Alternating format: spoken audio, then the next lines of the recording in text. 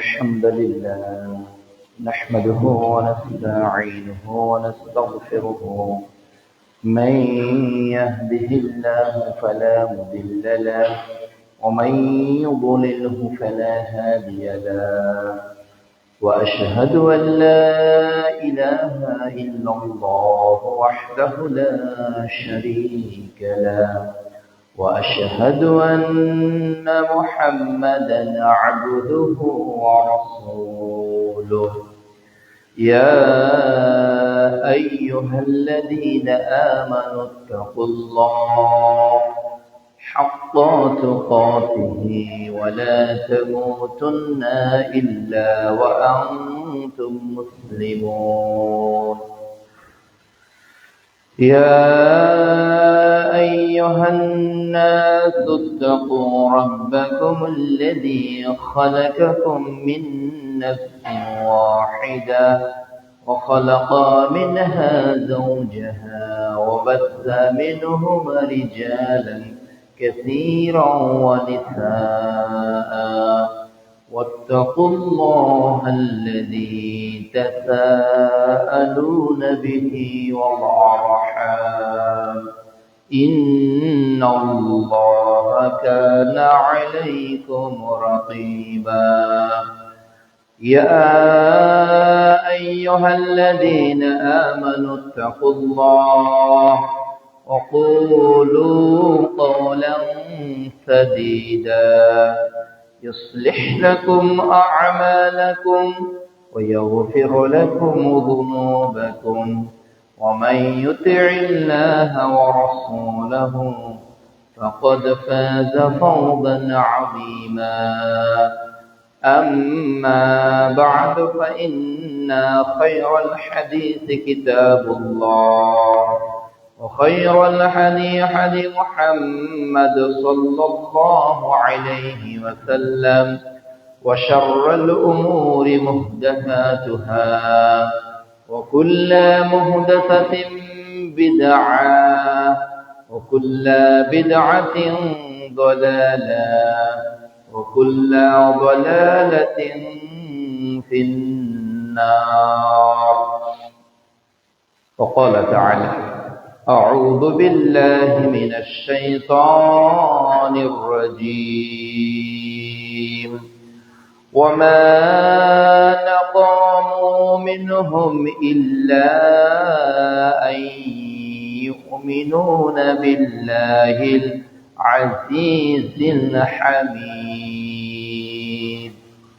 وقال تعالى: ومن الناس من يقول آمنا بالله وباليوم الآخر وما هم بمؤمنين। যাবতীয় প্রশংসা আল্লাহ রাব্বুল আলামিনের জন্য, যার ঐকান্তিক মেহেরবানিতে ত্রিমোহনী কেন্দ্রীয় জামে মসজিদে আজকের এই জুমার খুতবা ও সালাত আদায়ের উদ্দেশ্যে যে আল্লাহ রাব্বুল আলামিন দুনিয়াবী ব্যস্ততা থেকে ফারাগ করে আমাদেরকে উপস্থিত হওয়ার সুযোগ দান করেছেন, আমরা সেই মহান আল্লাহ রাব্বুল আলামিনের দরবারে কৃতজ্ঞতা আদায় করে বলছি আলহামদুলিল্লাহ।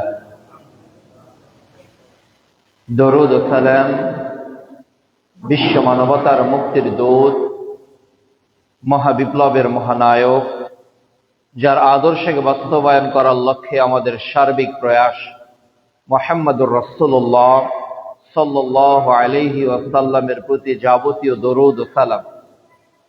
প্রিয় উপস্থিতি, আজ জুমার খুতবার আলোচ্য বিষয় সোনালী যুগের মুসলিম বনাম বর্তমান মুসলিম। উক্ত শিরোনামে পবিত্র কোরআন ও বিশ্বনবীর মুখমিশ্রিত বাণী থেকে 12টি পয়েন্টের উপর কথা বলার চেষ্টা করব ইনশাআল্লাহুল আজিজ। রব্বি শরহ লি সাদরি ওয়া ইয়াসসির লি আমরি ওয়াহলুল উকদাতাম মিন লিসানি ইয়াফকাহু কওলি। রাসূল সাল্লাল্লাহু আলাইহি ওয়াসাল্লামের ভাষ্যমতে তিনি তার যুগকে শ্রেষ্ঠ যুগ বলে অবহিত করেছেন।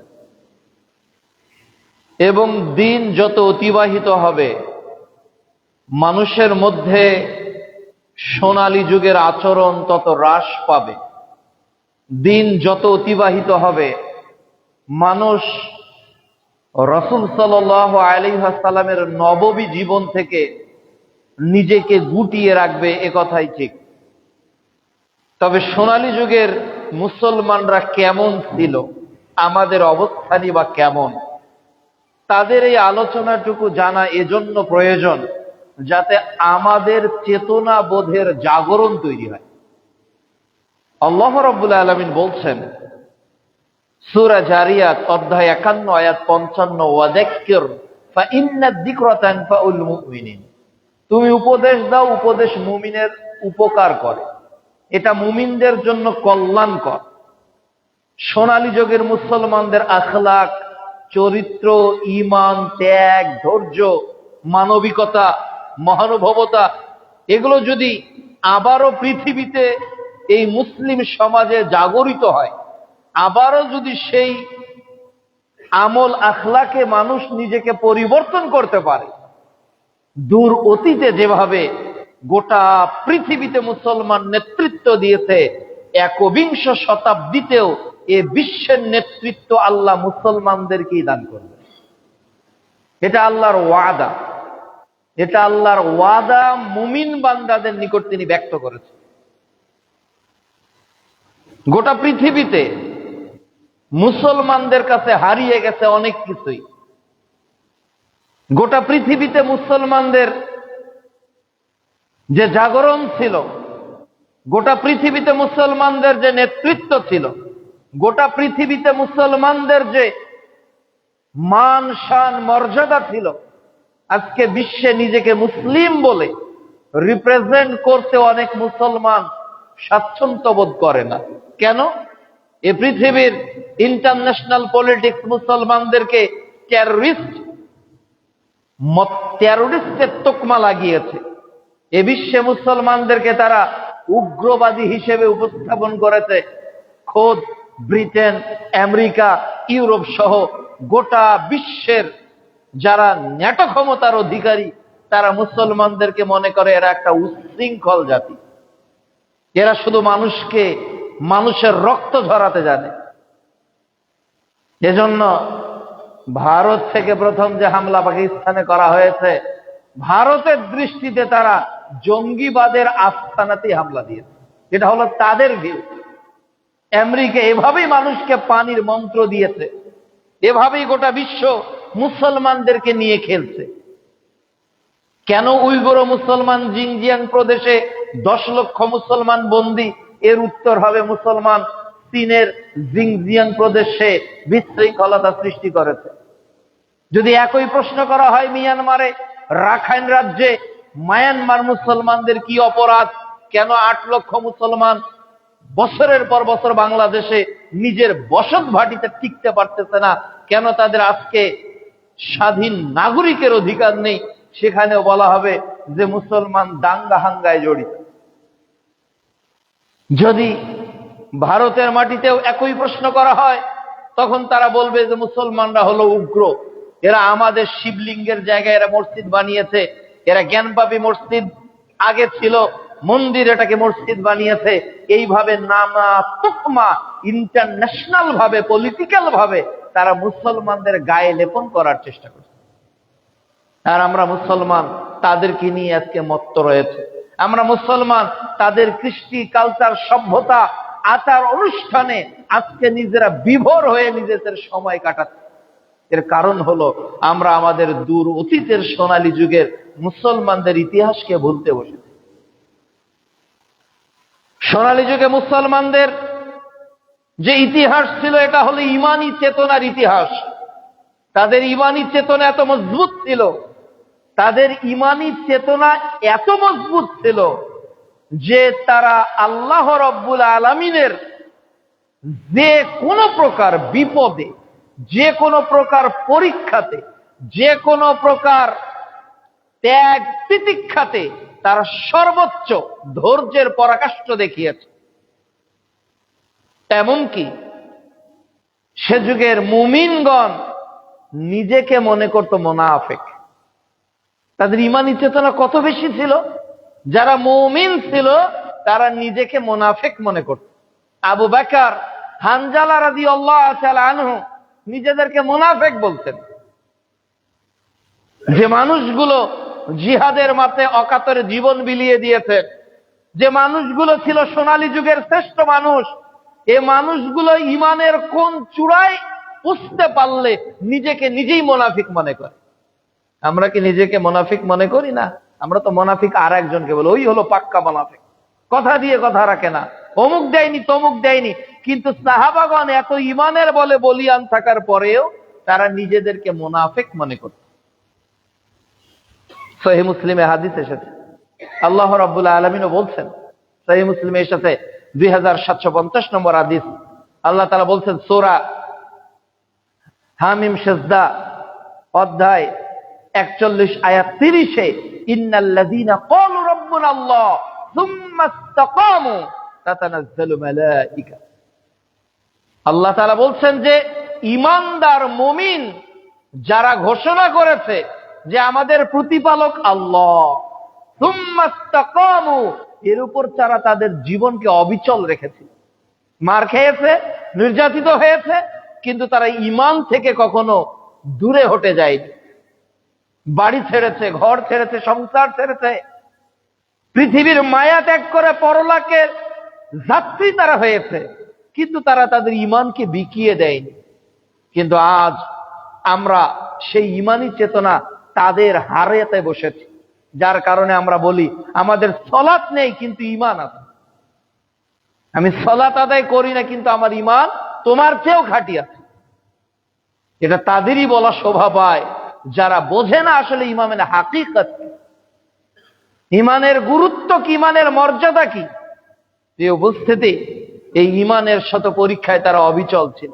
আল্লাহ রাব্বুল আলামিন বলছেন যে বিপদ তাদের এত এসেছিল যে সবাই বলেছিল মাতা নাসরুল্লাহ, আল্লাহ তোমার সাহায্য কখন আসবে। আল্লাহ তাদেরকে অভয় দিয়ে বলেছিলেন আলা ইন্না নাসরুল্লাহিল করিব, আমার সাহায্য তো তোমাদের নিকটবর্তী। আব্রাহা ভাঙতে এসেছিল বাইতুল্লাহকে, আল্লাহ রাব্বুল আলামিন রক্ষা করেছেন। অনুরূপ ভাবে মুহাম্মদ সাল্লাল্লাহু আলাইহি ওয়াসাল্লামকে সাক্ষাৎ মৃত্যুর হাত থেকে আল্লাহ তাআলা কাফেরদের সামনে বাঁচিয়েছে। ইতিহাস প্রমাণ বহন করে ইব্রাহিম আলাইহিস সালাম আগুনে পড়ে বেঁচে গিয়েছেন, ইসমাইল আলাইহিস সালাম ছুরির নিচে থেকে নিজের জীবনকে বাঁচিয়ে দিয়েছেন।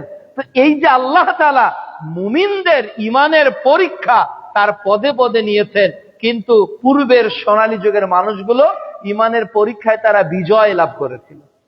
আর আমাদের যদি পরীক্ষা আল্লাহ নেয় তো আমরা বলি আল্লাহ কাউকে পেল না, আমাকেই বেছে নিল। যত বিপদ আমার, যত অসুস্থতা আমার, যত গ্লানি আমার, যত অভাব আমার, আমরা আল্লাহর দরবারে আঙুল তুলে কথা বলি।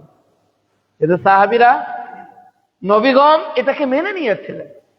আল্লাহ সুবহানাহু ওয়া তাআলা বলছেন সূরা মুলক অধ্যায় 67 আয়াত 2-এ, আমি তোমাদের পরীক্ষা করার জন্যই জীবন আর মৃত্যু দিয়েছি। আল্লাহ রাব্বুল আলামিন বলছেন সূরা বাকারা অধ্যায় 2 আয়াত 155, আমি তোমাদের পরীক্ষা করব। তাহলে ঈমানের পরীক্ষায় তারা পাশ করেছিল, আর ঈমানের পরীক্ষায় আমরা প্রতিনিয়ত ফেল করে যাচ্ছি। ফজরে আমাদের ঈমানের পরীক্ষা হচ্ছে যে prayer is better then sleeping. এখন আপনি মসজিদমুখী হচ্ছেন নাকি বিছানামুখী হচ্ছেন? আপনাকে বলা হচ্ছে আইয়া আলাস সালাহ, কাম টু প্রেয়ার। এখন সফলতা এখানে, সফলতা ব্যবসা বাণিজ্যে কোথাও নেই। দেখবেন আমরা ঈমানের পরীক্ষায় হেরে যাচ্ছি, হেরে যাচ্ছি ঈমানের পরীক্ষায়। আজকে আপনি যেখানেই যাবেন সেখানেই দেখবেন মুসলমানরা ম্যাক্সিমাম পরীক্ষায় ঈমানের তাদের আল্লাহর নিকট পরাজয় বরণ করছে। 2 নাম্বার, আমরা যে আমল করি বিচারের মাঠে, যে আমলকে মিজানের দাড়ি পাল্লায় ওজন করা হবে, আল্লাহ তাআলা বলছেন সূরা জিলজাল পারা 30 অধ্যায় 99 আয়াত 7 ও 8, কেউ যদি যাররা পরিমাণ নেকি করে এটা দেখানো হবে। চিন্তা করেন তো, আমাদের আমলের পাল্লা কত শূন্য। কি আমল করি আমরা? সাহাবীগণ দীর্ঘ সময় রুকুতে দাঁড়িয়ে থাকতেন, দীর্ঘ সময় সেজদায় পড়ে থাকতেন, এমনকি মুহাম্মদ সাল্লাল্লাহু আলাইহি ওয়াসাল্লামের পা ফুলে যেত, এত দীর্ঘ সময় তিনি দাঁড়িয়ে থাকতেন। তারা আইএমএ বীজের সিয়াম পালন করত, তারা সাপ্তাহিক সিয়াম পালন করত, তারা আল্লাহর কাছে ইবাদতে রাত্রিতে জাগরণ করত, তাহাজ্জুদে রক্তে তারা উঠে যেত, তারা কম খেত, দান করত। কিন্তু আজকে দেখেন তো নেকির কোটা আমাদের কতটুকু আছে। আজকে জুমার দিন সূরা কাহাফ তেলাওয়াত করার কথা কি হাদিসে আসেনি? জুমার দিন বেশি বেশি দরুদ পাঠের কথা কি হাদিসে আসেনি? জুমার দিন বেশি বেশি আল্লাহর নিকট ইস্তেগফারের আহ্বান কি আল্লাহ রাসূল করেননি? কিন্তু কোটি কোটি মুসলমান আজকে বাংলাদেশে জুমার দিন অতিবাহিত করবে, কিন্তু তারা সূরা কাহাফ কখনো পৃষ্ঠাটাও খুলে দেখবে না। জুমার দিন অতিবাহিত হয়ে যাবে, 5 বার দরুদ পড়ার চিন্তা তারা করবে না। জুমার দিনে দোয়া কবুল হয় মর্মে আল্লাহ রাসূল বলেছে, আল্লাহর কাছে চোখের অশ্রু ফেলে দিয়ে কেউ কাঁদবে না। অথচ সাহাবীরা ছোট আমলটাকেও লুফে নিতেন, ছোট ছোট আমলকেও তারা লুফে নিতেন। যে উপস্থিতি, তাদের আমল আর আমাদের আমল, আমরা তো ইসলামকে ডেকোরেশন বানিয়েছি। জুমার দিন সুন্দর একটা পোশাক পরতে হয়, সুন্দর একটা টুপি পরতে হয়, ঈদুল আজহাতে বড় একটা গরুকে কোরবানি দিতে হয়। That is this is our Islam, এটাই আমাদের প্র্যাকটিস ইসলাম। কিন্তু basically in our whole life আমি কিভাবে, how to apply the holy Quran and authentic hadith, everybody we don't know about it. আমরা জানি না কোরআন হাদিসকে আমাদের প্রপারলি কিভাবে ইউটিলাইজ করতে হয়, কিভাবে জীবনে এটাকে মেনে চলতে হয়। আমরা কেবল ইসলামটাকে একটা ডেকোরেশনের ধর্ম বানিয়েছি, কিন্তু সাহাবীদের এটা ছিল না। তারা 24 আওয়ার্স ইসলামকে জীবনে অ্যাপ্লাই করেছেন। তাদের জুমার দিনের ইবাদত যত সুন্দর ছিল, ফজরের ইবাদতটাও তত সুন্দর ছিল। তাদের ফজরের ইবাদতটা যত সুন্দর ছিল, তাদের দৈহিক কার্যকলাপটাও তত সুন্দর ছিল। উপস্থিতি, এজন্য সে যুগের মানুষের আমল, সে যুগের মানুষের কর্ম আর আমাদের কর্মের মধ্যে রয়ে গেছে বিশাল পার্থক্য। 3 নাম্বার, সে যুগের মানুষের source of income, side of economics, তাদের যে ইনকামের উৎসগুলো ছিল, এগুলো ছিল হালাল, এগুলো ছিল বৈধ। তারা কখনো নিজেকে হারামের সঙ্গে সম্পৃক্ত করার কখনো চিন্তাও করেনি, কখনোই চিন্তা করেনি। এমনকি পাওয়া জিনিস তারা ফেরত দিয়েছে। সহিহ বুখারী 3472 নম্বর হাদিস, জমি খুঁড়তে গিয়ে সোনার কলস পেয়েছে, সোনা ভর্তি কলস। বিক্রেতাকে গিয়ে বলতেছে, এটা তোমার, তুমি নিয়ে নাও, আমি জমি কিনেছি, আমি সোনা কিনি নাই। বিক্রেতা বলছে, আমি জমি এর মধ্যে যা আছে সবই বিক্রি করেছি। প্রত্যেকের শঙ্কা ছিল, যদি জমি বিক্রি করেছি, সোনার কলস তো আমার ছিল না, যদি আমি এটা ভক্ষণ করি, বিচারের মাঠে আসামির কাঠগড়ায় দাঁড় হতে পারে। আবার যে ক্রেতা, সে ভাবছে, আমি তো জমির টাকা দিয়েছি, স্বর্ণের টাকা দেইনি, এই স্বর্ণ যদি আমি আজকে বাড়িতে নিয়ে যাই, তাহলে বিচারের মাঠে এর জবাব দিতে হবে। কিন্তু আজকে দেখুন তো আমরা কিভাবে আমাদের অর্থনৈতিক জীবনকে সাজিয়েছি। আল্লাহ রাব্বুল আলামিন বলছেন সূরা বাকারা অধ্যায় 2 আয়াত 168, আয়াত 172, সূরা মুমিনুন অধ্যায় 23 আয়াত 51, যে আল্লাহ তাআলা বলছে, তোমাদের যেটা ইনকাম হবে, যেটা তোমরা খাবে, যেটা তোমরা ভক্ষণ করবে, হালালান তাইয়্যিবা, এটা যেন হালাল এবং পবিত্র হয়। আজ পুঁজিবাদী অর্থনীতি, আজ সুদভিত্তিক অর্থনীতি, আজ ঘুষভিত্তিক অর্থনীতি, আজ নানাভাবে অবৈধ অর্থনীতি দিয়ে গোটা মুসলিম সমাজ আজকে জড়িত। আমরা চিন্তাও করতেছি না এটা আমাদের আকীদাকে, এটা আমাদের আমলকে কিভাবে ধ্বংস করে দিচ্ছে। অথচ হালাল হারামের ব্যাপারে তারা কতটা সজাগ ছিল। আবু বকর রাদিয়াল্লাহু তাআলা আনহু একদা বসে আছেন, একজন মুসলিম এসে বললেন, হে আমিরুল মুমিনিন, এই যে কিছু খাদ্য আপনার জন্য নিয়ে এসেছি। আমিরুল মুমিনিন আবু বকর রাদিয়াল্লাহু তাআলা আনহু এই খাবারটা খেয়ে ফেললেন। এবার ওই মুসলিম ভাই জিজ্ঞাসা করছে, হে আমিরুল মুমিনিন, আপনি তো খাবার তাহকিক করে খান, আপনি তো জিজ্ঞাসা করে খান, আজকে কেন এমন করে খেয়ে ফেললেন, না বলেই খেয়ে ফেললেন? আবু বকর বললেন, কেন, এই খাদ্য এর উৎস কি? তখন বলছে, আমি যখন বেদিন ছিলাম, আমি যখন অমুসলিম ছিলাম, তখন আমি গণক ছিলাম, মানুষের হাত দেখে ভাগ্য বলে দিতে পারতাম। একজনের হাত দেখেছি, তার কাছে কোনো প্রাপ্য অর্থ ছিল না, সে কিছু দেয়নি, আজকে রাস্তায় তার দেখা, সে ওই দিনের প্রাপ্য হিসেবে এই খাবারটা দিয়েছে। এই কথা শোনা মাত্রই আবু বকর রাদিয়াল্লাহু তাআলা আনহু তার হাতকে মুখে ঢুকিয়ে সমস্ত খাবারকে বমি করে ফেলেছিলেন। আল্লাহু আকবার। প্রিয় উপস্থিতি, আমাদের চরিত্র কোথায়? আমাদের চরিত্র মিলিয়ে দেখেন তো, সোনালী যুগে এই মানুষগুলোর তো দুইটা হাত ছিল, দুইটা পা ছিল। আজ আমরা এমন ভাবে ভক্ষণ করছি, আল্লাহ আমাদেরও কথা বলছেন যে এমন একটা সময় তোমাদের নিকট চলে আসবে, তোমরা উপার্জন করবে কিন্তু হালাল হারাম এটা আর বিবেচনা করবে না। সহিহ বুখারীতে এই হাদিসটি এসেছে, 2559 নম্বর হাদিস, যে তোমরা উপার্জন করবে কিন্তু তোমাদের ভুরুক্ষেপ থাকবে না যে আমার এই অর্থ, আমার এই সম্পদ, আমার এই খাদ্য এটা হালাল নাকি হারাম। সহিহ বুখারী 2059 নম্বর হাদিস, ক্রয় ও বিক্রয় অধ্যায়। উপস্থিতি মিলিয়ে নেন, তাদের হালাল হারামের বিবেচনা আর আমাদের হালাল হারামের বিবেচনা। আমরা কি বলি, এত কিছু ধরলে কি চলা যায়, এত কিছু ধরলে কি জীবন চলে? অথচ ওমর রাদিয়াল্লাহু তাআলা বলছেন যে ঈমান তো সেটাই, কাঁটাযুক্ত একটা পথে তুমি তোমার কাপড়কে গুটিয়ে চলবে যাতে কাঁটা তোমার দেহে আঘাত করতে না পারে। এভাবেই তো মুমিন তার জীবন অতিবাহিত করবে।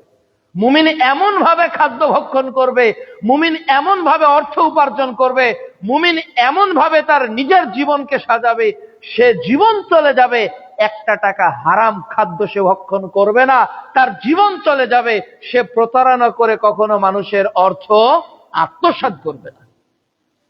قال النبي صلى الله عليه وسلم من غشنا فليس منا, যারা প্রতারক তারা কখনো আমার উম্মত হতে পারে না।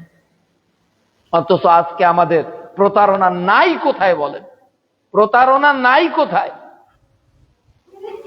আজকে ব্যবসা বাণিজ্য, ক্ষেত খামার সব জায়গায় প্রতারণা দিয়ে ভরপুর। ডিজিটাল মেশিন তো ডিজিটাল প্রতারণা, বিক্রি করবেন পণ্য তো সেখানে প্রতারণা, ক্রয় করবেন সেখানে প্রতারণা, কাপড় কেনা আছে কসম করে আরেক ভাবে বিক্রি করছে, ভালো মালটা উপরে রেখে নষ্ট মালটা নিচে রাখতেছে। দেখতেছেন 1000 টাকার তেল ঢুকলো, আসলে 950 টাকার তেল ঢুকেছে, 50 টাকার তেলই আপনার নেই। এইভাবে গোটা সমাজ আজকে প্রতারণা দিয়ে পরিপূর্ণ। এর পিছনে কারণ কি? কেননা আজকে আমরা সোনালী অতীতকে ভুলে গেছি। তারা সামান্য খাবারকে বমি করে ফেলে দিয়েছে, আর আমরা মনে করতেছি যে আমি মনে হয় এই হালাল হারাম বিবেচনা ছাড়াই উপার্জন করলে আমি হয়তো বেশি সমৃদ্ধ হব। কিন্তু তো রাসূল সাল্লাল্লাহু আলাইহি ওয়াসাল্লাম বলছেন, ইন্নাল্লাহা তাইয়্যিব লা ইয়াকবালু ইল্লা তাইয়্যিবা, আল্লাহ পবিত্র, তিনি পবিত্র ছাড়া কোনোটাই আমাদের নিকট গ্রহণ করবেন না, কোনোটাই গ্রহণ করবেন না। লা ইয়াদখুলুল জান্নাতা জাসাদুন গুযিয়া বিল হারাম, কোন দেহ আল্লাহর জান্নাতে যাবে না যে দেহগুলো হারাম দিয়ে বড় হয়।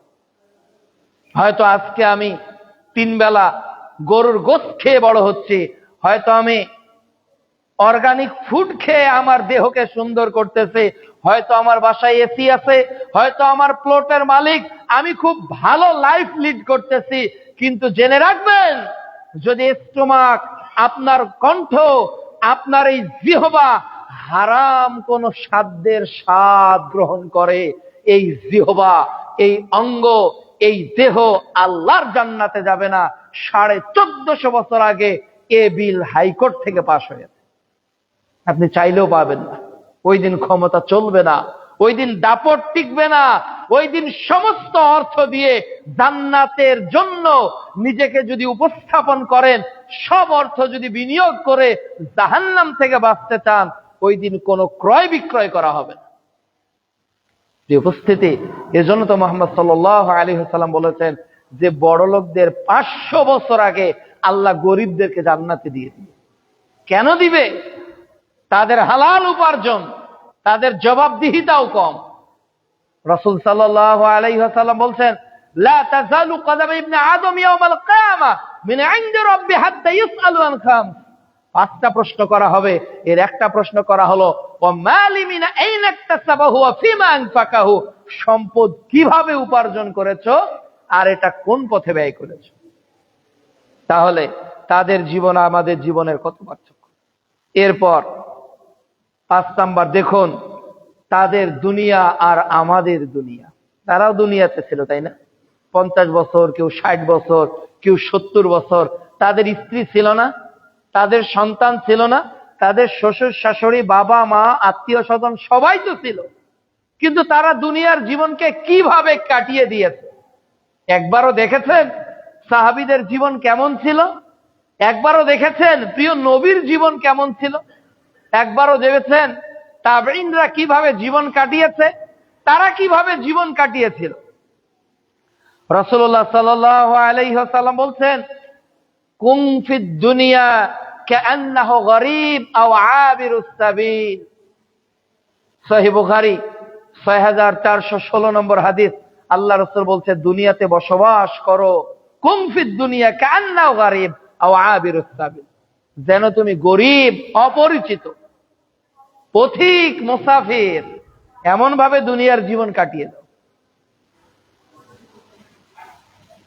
অথচ আমরা কিভাবে কাটাচ্ছি? আমাদের টার্গেট হলো আলহাকুমুত তাকাসুর, প্রাচুর্য আমাদের প্রয়োজন। আমাদের চাহিদার কোনো শেষ নেই। আমরা শুধু চাই আর চাই। আমরা বলি না যে that is enough, no more need, আমাদের জন্য যথেষ্ট, আর চাই না। এমন মানুষ খুঁজে পাওয়া যাবে না। কেউ সন্তুষ্ট না তার পেশায়, তার ইনকামে, তার মাসিক স্যালারিতে কেউ প্লিজ না। যদি আর 5000 টাকা বেতনটা একটু বাড়তো, মনে হয় না? মনে হয় না? ইস, ত্রিমোহনীতে জায়গাটা না থেকে যদি নন্দীপাড়ার দিকে জায়গাটা হতো। নন্দীপাড়াতে যার 2 কাঠা জমির মালিক, সে ভাবতেছে যদি বাসবের এই দিকে জায়গাটা হতো। তো মানুষ তার জায়গায় স্যাটিসফাই না। সে মনে করে যে ওই জায়গায় গেলে আমি হয়তো ভালো লাইফ লিড করতে পারতাম, আমি হয়তো আরো ভালো থাকতে পারতাম। আসলে মানুষ যে কি পেলে ভালো থাকবে মানুষ নিজেও জানে না। আপনি আপনাকে প্রশ্ন করেন তো, আপনি কতটুকু সম্পদের মালিক হলে আপনি সন্তুষ্ট হতেন? আপনার কতটা প্লট ঢাকা শহরে থাকলে আপনি সন্তুষ্ট হতেন? বনানীতে কয় কাঠা জমি থাকলে আপনি সন্তুষ্ট হতেন? তো আপনি যেটা বলবেন, ওই জমিদার আছে তাকে গিয়ে জিজ্ঞাসা করেন, ও সন্তুষ্ট না। ও বলবে সিঙ্গাপুরে যদি বাড়িতে আবার করতে পারতাম। যে সিঙ্গাপুরে আছে ওরা আর এক জায়গায় বাড়ির দরকার। আল্লাহ ওটা বলতে আলহাকুমুত তাকাসুর, এই প্রাচুর্যের আকাঙ্ক্ষা তোমাদেরকে আত্মভোলা করে দিয়েছে, তোমরা বিভোর। অথচ রাসূলুল্লাহ সাল্লাল্লাহু আলাইহি ওয়াসাল্লাম বলছেন, এই সাহাবীরা শোনো শোনো শোনো, এই দেখো সহিহ মুসলিম 2957 নম্বর হাদিস। এটা একটা ছাগল মরে গেছে, জীবিত নেই। এই ছাগলটা মৃত, এর চামড়ার দাম নেই কান কাটা। আচ্ছা সাহাবীরা, এই ছাগলটা তোমরা এত দেরহামে কে কিনবে? তো সাহাবীগণ বলতেছেন, আল্লাহ রাসূল, আমরা এই ছাগল কিনতে চাই না। আচ্ছা, এটা 1 দেরহামে কিনবে, এমনিতে তাও নিব না। রাসূল সাল্লাল্লাহু আলাইহি ওয়াসাল্লাম বলছেন যে এই ছাগলের দৃষ্টান্ত, এই মরা কানকাটা ছাগল আজকে তোমাদের কাছে যতটা অপ্রিয়, যতটা ভোগ্য বস্তু নয়, যতটা ক্রয় করার কোনো বিষয় নয়, আল্লাহ তাআলার নিকট এই মৃত কানকাটা ছাগলের চেয়েও দুনিয়াটা নিকৃষ্ট। যার জন্য আমি ফজরের নামাজ জোহর, আসর, মাগরিব, এশা, কোরআন তেলাওয়াত, দাওয়াতি কাজ কোনোটাই করতে পারি না। কিসের জন্য? দুনিয়ার জন্য। দেখেন, আপনি করতে পারেন না, আমি করতে পারি না, আমরা করতে পারি না, টার্গেট দুনিয়ার কারণেই করতে পারি না। অথচ সাহাবীগণ এমন ভাবে চলতেন যে তাদের দুনিয়ার জীবন চলে না চলে, চলে না চলে। আমাদের নবীর 3 দিন চুলায় একটানা আগুন জ্বলতো না। তিনি হলেন বিশ্বনবী, তিনি বিশ্বনবী। আবু বকর রাদিয়াল্লাহু তাআলা আনহু বের হয়েছে দুপুর বেলা। আজকে 36-37 ডিগ্রি সেলসিয়াস তাপমাত্রা এই ঢাকা শহরে। বলেন, এই রোডে যদি আপনাকে সূর্যের মুখ করে 5 মিনিট দাঁড় করিয়ে রাখা যায়, কেমন লাগতে পারে? অতিষ্ঠ হয়ে যাব না আমরা? তো দূর অতীতে মরু প্রান্তে ধুধু এলাকায় আবু বকর বের হয়েছে, ওমর বের হয়েছে। পরস্পরের দুজনের দেখা, একজন আর একজনকে বলছে, কেন এই দুপুরে বাইরে? বলছে, আমি ক্ষুধার্ত, ক্ষুধার জ্বালায় বাইরে এসেছে, পরিবারে খাবার নি। সন্তানরা বলছে।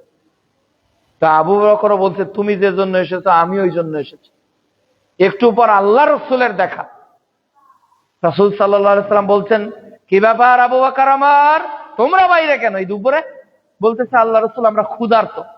তখন রাসূল সাল্লাল্লাহু আলাইহি ওয়াসাল্লাম বলছেন, তোমরা যে কারণে বাড়ি থেকে বের হয়েছো, বিশ্বনবী একই কারণে বাড়ি থেকে বের হয়েছে।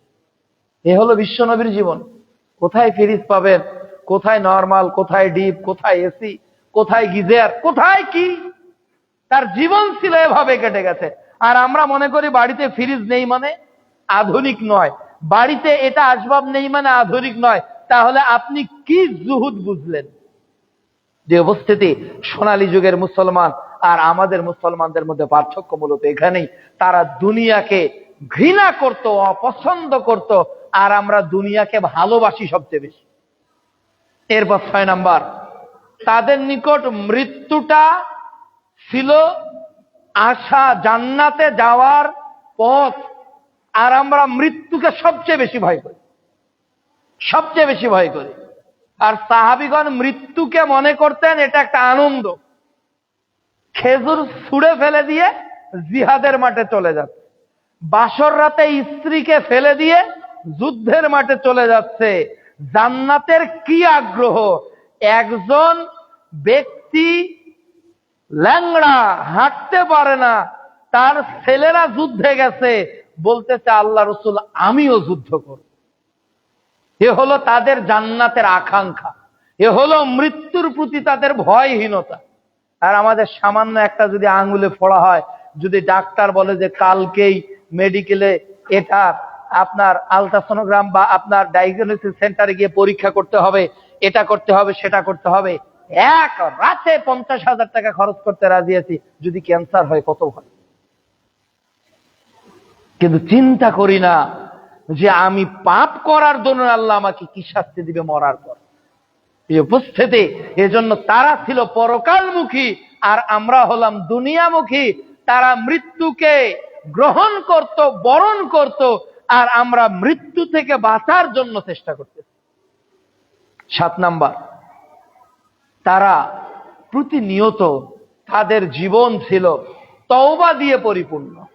সাহাবাগণ, সোনালী যুগের মুসলিমরা সর্বদা তওবায় জড়িত ছিল, তওবা, ইস্তেগফার। স্বয়ং বিশ্বনবী দৈনিক 70 বার, কোন বর্ণনায় এসেছে 100 বার তওবা করত। বলেন, আমি আপনি কয়বার দৈনিক তওবা করি? আজকে কয়বার তওবা করেছে? সাইয়্যিদুল ইস্তেগফার আল্লাহুম্মা আনতা রব্বি, এই সাইয়্যিদুল ইস্তেগফারকে কে আজকে পাঠ করেছি আমরা? কে বলেছে আস্তাগফিরুল্লাহাল্লাযী লা ইলাহা ইল্লা হুয়াল হাইয়ুল কাইয়্যুম ওয়া আতুবু ইলাইহি? অথচ সাহাবীরা রাত দিন তওবা করতেন, রাত দিন তওবা করতেন। তওবা মানুষের পাপকে মিটিয়ে দেয়, তওবা মানুষের পাপকে নেকিতে পরিণত করে, তওবা মানুষকে আল্লাহর নৈকট্যশীল বান্দাতে পরিণত করে। অথচ আমরা তওবা করতে জানি না, আমরা তওবা করি না, আমরা তওবা করতে পারি না। আমাদের জীবনটা কেমন? আমাদের জীবন তওবা করব না, উল্টো পাপে ভরা, রাত দিন পাপ করছি। রাসূলুল্লাহ সাল্লাল্লাহু আলাইহি ওয়াসাল্লাম বলছেন, তিরমিজি 2499 নম্বর হাদিস, যে কুল্লু বানি আদম খাত্তা, প্রত্যেক আদম সন্তানই পাপী, ওয়া খায়রুল খাত্তাইনা তাওয়াবুন, আর উত্তম পাপী হলো যে তওবা করে। তাহলে উত্তম কারা? যারা তওবা করে। সাহাবীদের তওবার এই মেজাজ ছিল, এমনকি তারা পাপ থেকে বাঁচার জন্য মৃত্যুবরণ করেছে। আল্লাহ রাসূলের কাছে এসে বলতেছে, আমাকে পবিত্র করেন। একজন 99 জনকে হত্যা করে বলতেছে, আমি মাপ কিভাবে পাবো? সবই বুখারী মুসলিমের হাদিস, 3470 নম্বর হাদিস। আমি ক্ষমা কিভাবে পাবো আল্লাহ রাসূল বলেন। এসে বলতেছে, আল্লাহ রাসূল, আমি জেনা করেছি, আমার বিচার করেন। আমি জেনা করেছি, আমার বিচার করেন। ওই লোক এটা জানে যে মৃত্যুর আগে যদি তওবা না করি তাহলে বিচারের মাঠ ভয়াবহ হয়ে যাবে। অথচ আমরা রাতে, দিনে, গোপনে, প্রকাশ্যে, দিবালোকে, ইচ্ছায়, অনিচ্ছায়, প্রবৃত্তির তাড়নায় কত গুনাহ করছি। চোখের, কানের, জবানের, চিন্তার, হৃদয়ের, পায়ের, হাতের। এরপরেও আমরা ইস্তেগফার করতে চাই না। এরপর ইলমের ক্ষেত্রে সোনালী যুগের মানুষরা ইলমে সমৃদ্ধ ছিল। বর্তমান মুসলমানরা মনেই করে না যে ইসলামী জ্ঞান অর্জন করা ফরজ। এরা মনে করে যে ইংরেজি শেখাটা ফরজ, কিভাবে ব্রিটিশ প্রনাউন্সিয়েশন, আমেরিকান শেখা যাবে এটা ফরজ। আমার সন্তানকে ডাক্তার বানানো ফরজ, ইঞ্জিনিয়ার বানানো ফরজ, প্রাইমারিতে ভর্তি করাবো, বুয়েট, চুয়েট, কুয়েট, রুয়েটে পড়াবো, হায়ার এডুকেটেড পার্সন হবে আমাদের সোসাইটিতে, এটাই ফরজ। কিন্তু আজকের অধিকাংশ পিতামাতা মনে করে না, বা তারা নিজেরাও এ জ্ঞান অর্জন করে না যে জ্ঞান অর্জন ফরজ। দ্বীনি জ্ঞান অর্জন করা ফরজে আইন। বাপ করলে ছেলের হয়ে যায় না, আর ছেলে মাদানি হলে বাপের এই মাদানিটা কাজে লাগবে না। বাপকে আলাদা জ্ঞান অর্জন করতে হবে। ছেলে যদি মাদানি হয়, ছেলে যদি আল আজহার বিশ্ববিদ্যালয়ে ডক্টরেট ডিগ্রিধারী হয়, আর বাপ যদি কোরআন তেলাওয়াত করতে না জানে, বাপ যদি ইসলাম সম্পর্কে সঠিক জ্ঞান না অর্জন করে, তো ছেলে আজহারি, ছেলে মাদানি, বাপের উপকার হবে? বাপের জন্য আলাদা জ্ঞান, তার জন্য ফরজ। আল্লাহ তাকে জিজ্ঞাসা করবে, ওটাও বিচারের মাঠে জিজ্ঞাসা হবে, কি জ্ঞান অর্জন করেছো? জবাব দাও। কি জ্ঞান অর্জন করেছো? জবাব দাও। তাহলে সাহাবীগণ হাদিস শেখার জন্য আয়েশা রাদিয়াল্লাহু তাআলা আনহার গৃহে আসতেন। সাহাবীগণ বলতেন, আপনি একটু বলেন তো এই হাদিসটা সম্পর্কে। মহিলাদের মধ্যে সবচেয়ে বেশি হাদিস বর্ণনাকারী ছিলেন আয়েশা রাদিয়াল্লাহু তাআলা আনহা। তারা ইলমের প্রতি এত সজাগ ছিল, সামান্য আমল করতে গিয়েও তারা তাহাকিক করত, আমলটা সহিহ না জয়ীফ, আমলটা রাসূল থেকে না বানানো। যদি দলিল পাওয়া যেত, সাক্ষ্যদাতা পাওয়া যেত, তারা মেনে নিত। যদি পাওয়া না যেত, তারা মেনে নিত না। কিন্তু আজকের যুগে মুসলমান বাপদাদার দোহাই, বড় পীরের দোহাই, ওলিয়া উলিয়ার দোহাই, এত লোকের দোহাই, বুজুর্গানে দিনের দোহাই দিয়ে ইসলামকে মানতেছে। অথচ সেই যুগের ইমান, সেই যুগের ইলম আর আমাদের ইলমের মধ্যে রয়ে গেছে বিস্তার ফারাক। এরপর ত্যাগ, ত্যাগের নমুনা সোনালী যুগে কেমন ছিল? তারা নিজে না খেয়ে অন্যকে খাওয়াচ্ছে। একটা ছাগলের মাথা 60টা পরিবার ঘুরে গিয়ে যিনি প্রথমবার দিয়েছেন তার কাছে ফিরে এসেছিল। ইয়ারমুকের যুদ্ধে 1 মশক পানি নিয়ে তার চাচাকে পান করানোর জন্য ভাতিজা যাচ্ছিল। চাচাকে পান করাবে, দূরে একজন বলছে পানি, তখন চাচা বলতে, ভাতিজা ওকে আগে দাও। ওই লোকটাকে পানি পান করাবে, আর একজন ইশারায় বলছে যে সে তৃষ্ণার্ত, তখন ওই লোক বলতেছে তুমি তাকে পান করাও। ওই লোকের তৃতীয় লোকের কাছে গিয়ে দেখলো যে লোকটা মারা গিয়েছে। 2 নম্বর লোকের কাছে এসে দেখে তিনিও মারা গিয়েছে। চাচার নিকট এসে দেখে তিনিও মারা গিয়েছে, কিন্তু পানি কাউকে খাওয়াতে পারেনি। কি ত্যাগ! মৃত্যুর আগ পর্যন্ত তাদের ত্যাগ। আর আমরা মনে করি আমার আমার আমার আমার, দিলে তো লস হয়ে গেল। অথচ রাসূল সাল্লাল্লাহু আলাইহি ওয়াসাল্লাম বলছেন, তুমি যা খাচ্ছ তা তোমার, তুমি যা পড়ছো তা তোমার, তুমি যা দান করেছো তা তোমার। এজন্য প্রিয় উপস্থিতি, ত্যাগের মহিমা তারা অর্জন করেছিল পৃথিবীতে। আমরা সেই ত্যাগ আজ পর্যন্ত উপস্থাপন করতে সক্ষম হই। 11 নম্বর, যে আজকে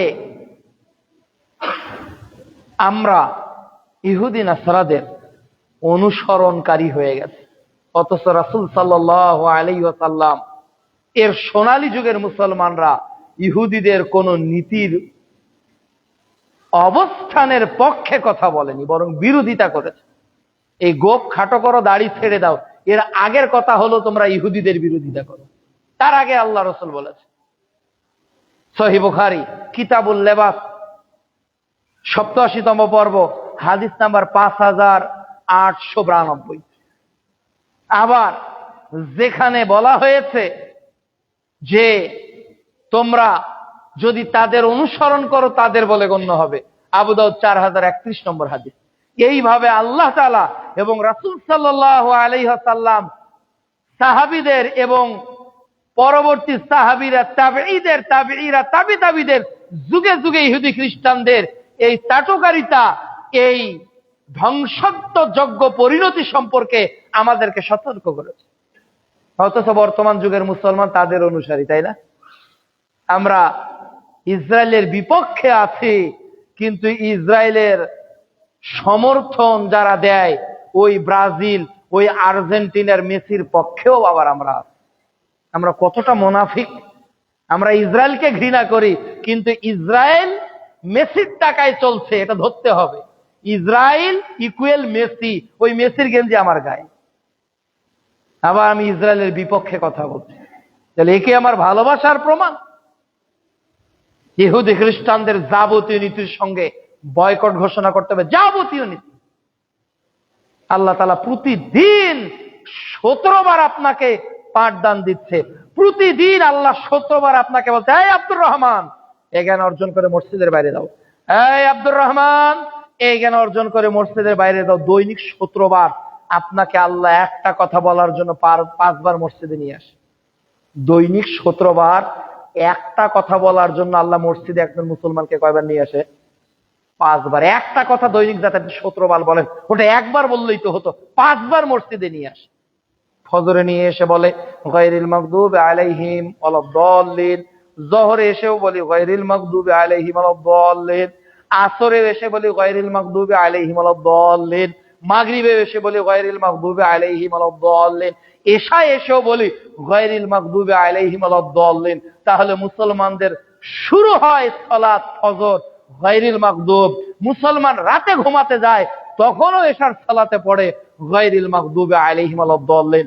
তাহলে বুঝতে হবে ইহুদি খ্রিস্টান কত ঘৃণার পাত্র, মুসলমানদের সঙ্গে তাদের কতটা বিদ্বেষ।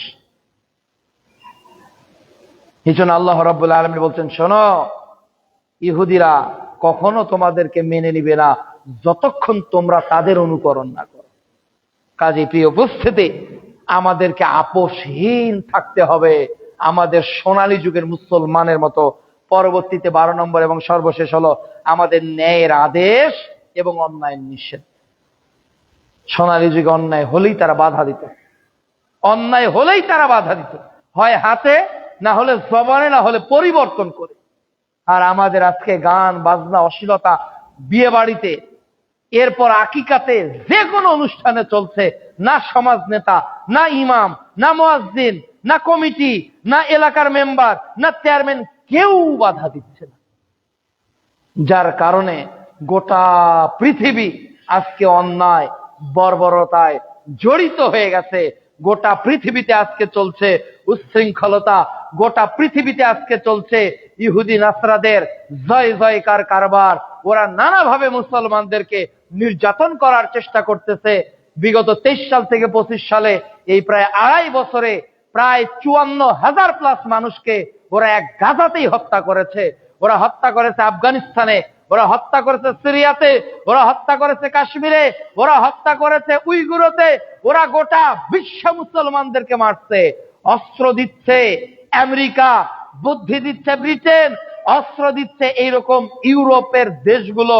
আজকে গোটা পৃথিবী মুসলমানদেরকে ঘায়েল করার জন্য, কাবু করার জন্য ব্যস্ত। মুসলমান আবার মেরুদণ্ড নিয়ে যদি এই পৃথিবীতে দাঁড়াতে পারে, তাহলে পৃথিবীর যাবতীয় চক্রান্তকে পরাজিত করে আবারও পৃথিবীতে ইসলাম বিজয়ী হবেই হবে ইনশাআল্লাহ। কিন্তু প্রয়োজন আমাদের নীতি, আমরা যতটুকু আলোচনা করলাম, আমাদের ইমানি মজবুতি যেন আল্লাহ তাআলা আমাদেরকে পুক্ত করে দেয়। আল্লাহ রাব্বুল আলামিন যেন আমাদের আমলকে বেশি বেশি সমৃদ্ধ করার তৌফিক দান করেন। আল্লাহ রাব্বুল আলামিন যেন আমাদেরকে কোরআন ও সুন্নাহর নির্ভীক সৈনিক হওয়ার তৌফিক দান করেন। আল্লাহুম্মা